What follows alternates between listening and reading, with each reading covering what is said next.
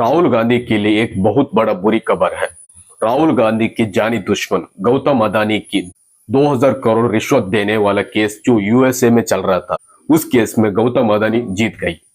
वहां के जज ने बोला ये केस पूरी तरह बेसलेस है और इस केस कभी भी रीओपन नहीं होगा। ऐसे कहकर इस केस को क्लोज कर दिया।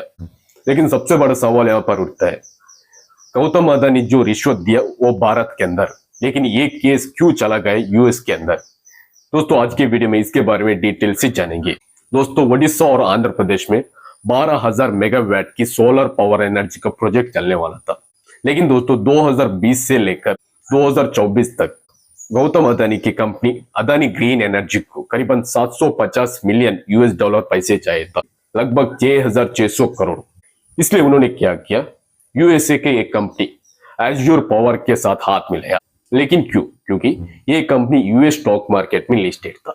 इस वजह से जब वहां के इन्वेस्टर को पता चला ये दोनों कंपनी मिलकर भारत के अंदर करीबन 12,000 मेगावाट की सोलर पावर एनर्जी के प्रोजेक्ट करने वाले हैं, ये सब देखकर वहां के इन्वेस्टर एज्योर पावर एनर्जी पर करीबन 175 मिलियन यूएस डॉलर इन्वेस्ट करना शुरू कर दिया।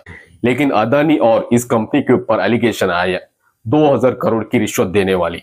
इस वजह से वहां के इन्वेस्टर गौतम अदानी के ऊपर केस डाल दिया यूएस के अंदर, क्योंकि उनके जो पैसे करीबन 175 मिलियन यूएस डॉलर मिसयूज हो रहे हैं, ऐसे कहकर यूएसए के अंदर केस डाल दिया।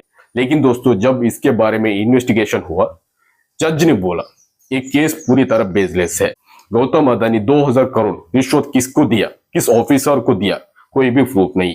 किस टाइम पर दिया, किस प्लेसमेंट दिया, वो उसका भी प्रूफ नहीं। तीसरा 2000 करोड़ क्या कैसे ट्रांसफर हुआ, कैश या बैंक के थ्रू, उसका भी कोई भी प्रूफ नहीं। इस वजह से वहां के जज ने बोला ये केस पूरी तरह बेसलेस है, ऐसे कहकर इस केस को परमानेंटली क्लोज कर दिया।